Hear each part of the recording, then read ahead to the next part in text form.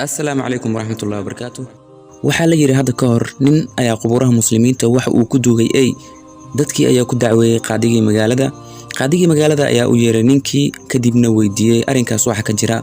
ninkii wax uu ku jawaabay haa waa sax, ayga ayaa ii dardaarmay inaan sidaas sameeyo waana u oofiyay dardaarankiisa. qaadigii ayaa ninkii ku yiri hoog ha ku sugnaaday ma anaga nagu jeesjeeseeda ama nagu ciyaarayda.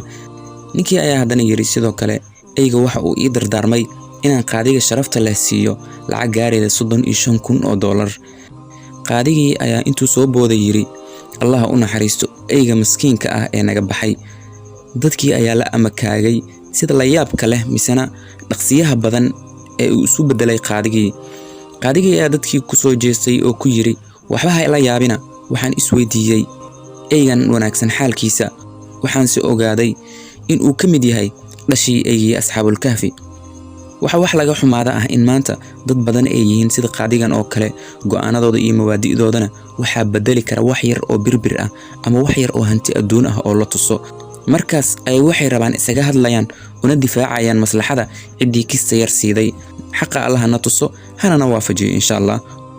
haddii oo video ku cajibiyay fadlan like saar, wixii fikir ahna commentiga igula wadaag. intaas ayaan kusoo gabagabeynaa videogeena maanta. waa walaalkiin Maxamed, nabadgelyo.